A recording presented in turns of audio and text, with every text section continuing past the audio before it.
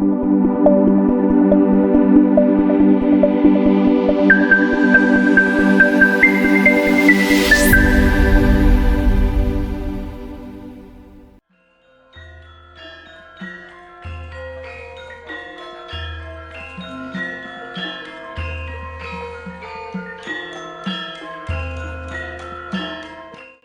Ratu Mas Malang, Makam Antakapura, Basa Kawi, Istana Kematian atau Istana tempat menguburkan jenazah, atau Makam Gunung Kelir Pasarean Gunung Kelir adalah situs cagar budaya peninggalan dari Amangkurat I atau Amangkurat Agung yang terletak di Padukuhan Gunung Kelir, Kalurahan Pleret, Kapanewon Pleret, Kabupaten Bantul, Provinsi Daerah Istimewa Yogyakarta.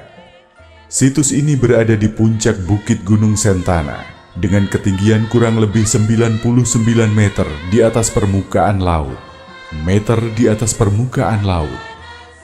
Keberadaannya berkaitan dengan tokoh yang dimakamkan di tempat ini, yaitu Ratu Mas Malang dan Ki Panjang Mas. Mas Malang adalah putri dari Ki Wayah, seorang dalang wayang gedog, serta salah satu selir Amangkurat I. Sebelum menjadi selir, dia adalah istri dari Dalang Panjang, salah satu dalang terkenal di daerah Kesultanan Mataram. Makam ini dibangun selama kurang lebih 3 tahun, yaitu sejak Mas Malang meninggal tahun 1665 hingga selesai pada 11 Juni 1668. Konstruksi dinding bangunannya berasal dari balok-balok batu putih, sedangkan nisannya terbuat dari batu andesit. Secara keseluruhan, kondisi fisik kompleks permakaman ini sudah rusak, terutama disebabkan oleh faktor alam. Babad Momana mencatat bahwa makam ini dibangun selama kurang lebih 3 tahun, yaitu ketika Mas Malang meninggal tahun 1665 hingga 11 Juni 1668. Amangkurat I menamakan tempat itu dengan nama Antakapura, bahasa Kawi, yang berarti Istana Kematian atau Istana tempat menguburkan jenazah, sedangkan masyarakat sekitar menamakannya dengan nama Makam Gunung Kelir karena terdapat guratan-guratan di dinding makam yang menyerupai kelir dalam pementasan wayang kulit. Situs cagar budaya ini secara keseluruhan memiliki luas sebesar plus 32 meter kali 33 meter. Jumlah keseluruhan nisan yang berada di dalamnya mencapai 28 buah dan dibagi menjadi 3 bagian, yaitu halaman depan sebanyak 19 buah, halaman inti sebanyak 8 buah, salah satunya makam Mas Malang, dan halaman belakang sebanyak 1 buah, makam Dalang Panjang. Prasetyo dalam laman resmi BPCB Yogyakarta mengungkap bahwa konstruksi dinding makam tersebut terbuat dari balok-balok batu putih, sedangkan mayoritas jirat yang berada di makam itu terbuat dari batu andesit dengan rincian 14 buah berbentuk kurung kurawal dan 1 buah berbentuk jajaran genjang. Lebih lanjut, Prasetyo menambahkan bahwa nisan-nisan lain yang berupa tumpukan batu putih tidak memiliki jirat.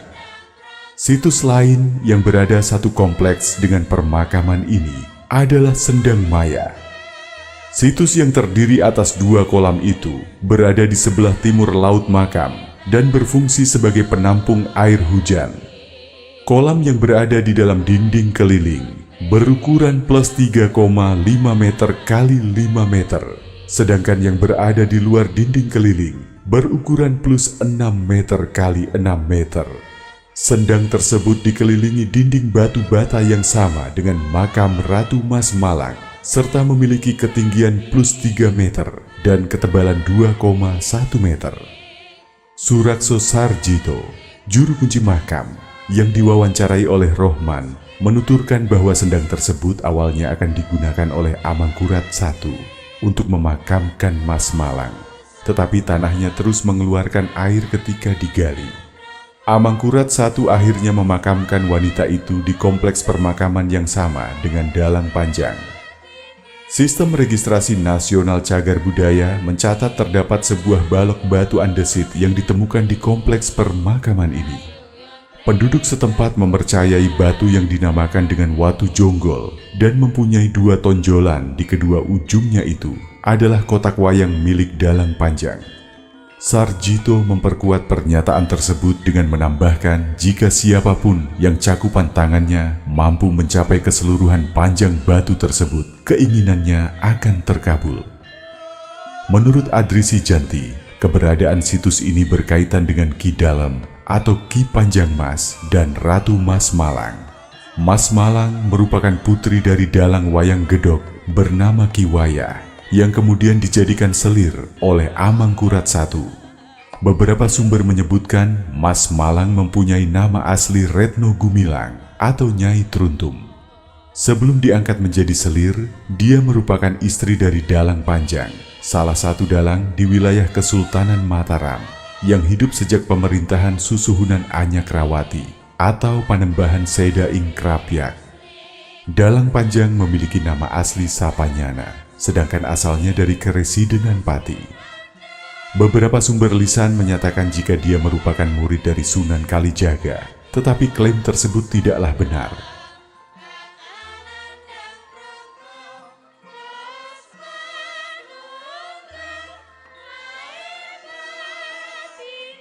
Sampai saat ini, Dalang Panjang dijadikan sebagai sanad spiritual dan keilmuan bagi para maestro pedalangan di wilayah Yogyakarta dan Jawa Tengah. Menurut kisah tutur yang diceritakan secara turun-temurun, nama Panjang Mas didapatkannya setelah melakukan pementasan wayang di pantai selatan. Penguasa pantai selatan lantas memberinya baki panjang yang terbuat dari emas karena dia tidak mau diberi imbalan berupa uang. Hadiah itulah yang menyebabkan dirinya dikenal dengan nama Ki Panjang Mas. Dalang Panjang mempunyai olah napas panjang dan suara yang merdu, sehingga suluknya tidak terputus-putus atau tersengal-sengal. Lebih lanjut, dia juga berprofesi sebagai penulis yang membuat peraturan mengenai tata cara meruat. Dia membuat peraturan bahwa siapapun yang ingin melakukan upacara ruatan di daerah Mataram harus meminta izin kepadanya. Selain itu, dia juga mengganti pertunjukan wayang beber dengan wayang kulit dalam upacara ruatan. Sebagai seorang dalang, Dalang Panjang memiliki rombongan pengrawit dan sinden. Salah seorang sindennya adalah istrinya sendiri, wanita yang memiliki bentuk tubuh nyaris sempurna jika ditilik dari sisi katuranggan. Ilmu mengenai sifat suatu benda, manusia, dan hewan berdasarkan penampilan fisiknya. Hal inilah yang menyebabkan Amangkurat I terpikat kepada Mas Malang. Keterangan dalam babat Tanah Jawi, Javanese Ridge Chronic, menunjukkan jika Amangkurat I awalnya memerintahkan pasukannya untuk mencari wanita yang akan dijadikan sebagai selir baru. Amangkurat I lantas bertemu dengan Dalang Wayah yang mempunyai seorang putri, tetapi telah diperistri oleh Dalang Panjang dan hamil 2 bulan. Amangkurat I tidak menghiraukan hal itu dan memerintahkan pasukannya untuk membawa paksa wanita itu ke istana. Johannes Jakobus Mainsma mengatakan bahwa Amangkurat I begitu mencintainya, sehingga Mas Malang kemudian diangkat sebagai selir Kinasi, selir yang paling disayang, dengan gelar Ratu Wetan. Namun wanita tersebut dianggap telah merusak rumah tangga kerajaan. Hermanus Johannes de Graaf membantah hal ini dalam bukunya berjudul Runtuhnya Istana Mataram. Berdasarkan pengamatannya, Amangkurat I sebenarnya tidak mengabaikan selir dan permaisurinya yang lain, tetapi perhatiannya memang lebih banyak dipusatkan kepada Mas Malang. Hal inilah yang menyebabkan Mas Malang dijuluki dengan Ratu Malang, yang berarti yang melintang di jalan. Singkat cerita, Mas Malang akhirnya melahirkan bayi laki-laki hasil hubungannya dengan Dalang Panjang sekitar tahun 1649 yang diberi nama Pangeran Natabrata atau Raden Resika. Amangkurat I lantas diam-diam memerintahkan pasukannya membunuh Dalang Panjang dan menguburkannya di puncak Gunung Sentana untuk menghindari masalah yang tidak diinginkan. Namun, Margana yang diwawancarai oleh Sabandar memiliki versi berbeda terkait pembunuhan Dalang Panjang. Dia menuturkan bahwa Amangkurat I mengundang Dalang Panjang, Mas Malang, serta rombongan pengrawit dan sindennya untuk mengadakan pementasan wayang di istana. Dalang Panjang dan seluruh rombongannya itu kemudian dibunuh pada pertengahan acara, kecuali Mas Malang. Wanita ini akhirnya bersedia menjadi selir karena tidak mempunyai pilihan lain. Babat Tanah Jawi selanjutnya menyebutkan bahwa Amangkurat I merebut Mas Malang secara paksa dari tangan Dalang Panjang, sehingga tidak mengherankan jika dia membunuh laki-laki yang dicintai oleh selirnya itu. Namun Dagregister 1677, catatan pemerintah Belanda yang didapatkan dari penuturan salah seorang pengawal istana, menyebut bahwa Dalang Panjang meninggal secara wajar. Setelah menjadi janda, Amangkurat I menjadikan Mas Malang sebagai selirnya. De Graaf dan Ricklefs disinilah meragukan pernyataan tersebut. Keduanya beranggapan bahwa Amangkurat I memiliki dosa yang terlalu banyak, sehingga pembunuhan yang dilakukannya terhadap Dalang Panjang bukanlah sesuatu yang mengherankan.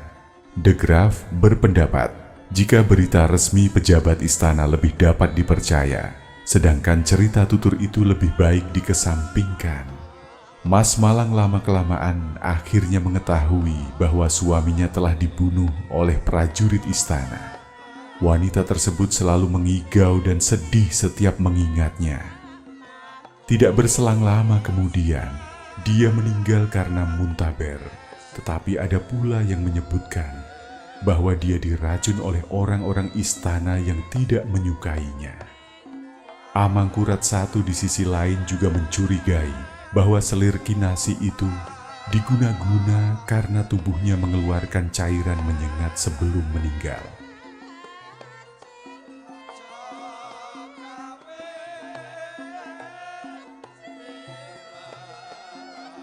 Dia juga menganggap bahwa igauan Mas Malang yang mengatakan dalam, dalam, dalam adalah para kerabat dan selir yang iri dengannya.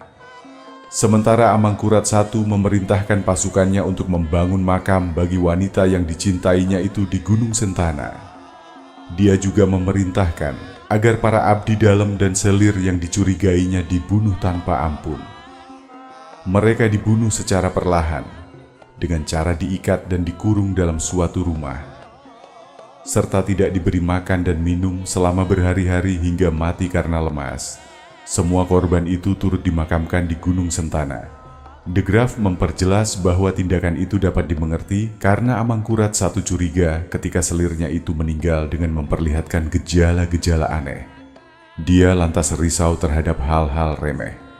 Andai kata racun yang memang menjadi penyebabnya, pelakunya tentu harus dicari di kalangan terdekat korban, yaitu para selir yang pernah berkomplot dengan putra mahkota pembangkang, Pangeran Dipati, untuk melawannya.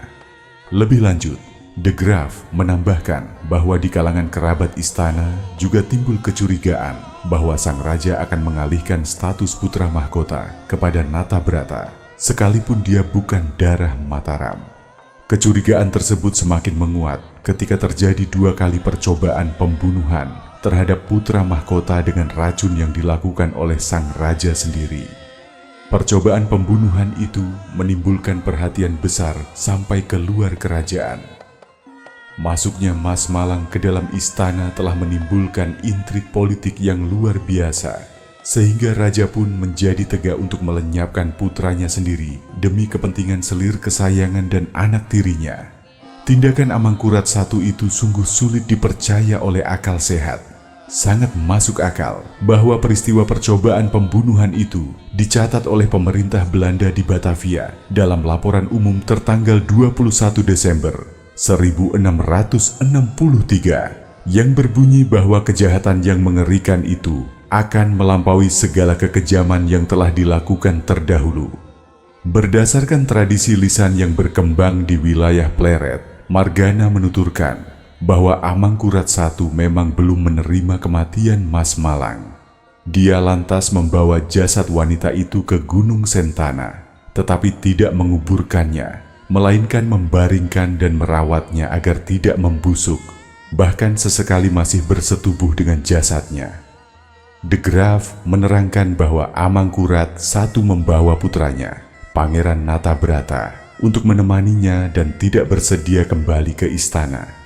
François Valentijn, Menteri Negeri Belanda, juga sampai membuat sebuah tulisan dalam Oud en Nieuw Oost-Indiën, Hindia Timur dulu dan sekarang, yang menggambarkan keadaan Amangkurat I pasca ditinggalkan Mas Malang sebagai berikut. Ketika wanita itu meninggal, Sunan menjadi sedemikian sedihnya, sehingga dia mengabaikan masalah kerajaan. Setelah pemakamannya, diam-diam dia kembali ke makam tanpa diketahui seorang pun. Begitu kasihnya kepada wanita itu, sehingga dia tidak dapat menahan diri dan turut membaringkan dirinya di dalam kuburan. Setelah sekitar 2 minggu berada di makam, Amangkurat I bermimpi bahwa wanita itu telah bersatu dengan suaminya. Ketika terbangun, dia menyadari perbuatannya yang sudah memisahkan Mas Malang dengan suaminya dan menerima kematian selirnya ini. Amangkurat I lantas memerintahkan para prajuritnya untuk menguburkan jasad Mas Malang di tempat tersebut dan kembali ke istana. Konon, mata air di Sendangmaya muncul bersamaan ketika jasad Mas Malang hendak dikebumikan di tempat ini.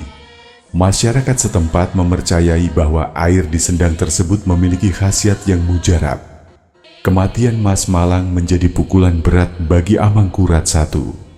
Menurut laporan pejabat Belanda, dia tidak dapat menjalankan pemerintahan dengan baik hingga 4-5 tahun sesudahnya. Bahkan dia tidak hadir menyambut utusan pejabat tinggi negeri Belanda ketika berkunjung ke Mataram. Tugas-tugasnya sementara digantikan oleh para menteri kerajaan. Temuilah aku di bukit itu, sebelum rindu cemasku membatu, sebelum aliran darahmu membeku. Bukankah angin telah menyebarkan kabar itu kepadamu, hingga kerinduanku pun luluh dalam detak nadimu? Lihatlah, di sana ada puluhan nisan yang terserak. Di pojok itu, di bawah nisan yang diapit 2 pohon beringin, bersemayam kidalang panjang mas. Jika engkau memutar pandanganmu sedikit ke kanan, engkau akan menjumpai 5 nisan di atas tanah yang agak tinggi. Tepat di tengahnya, bersemayam Retno Gumilang, istri Kidalang.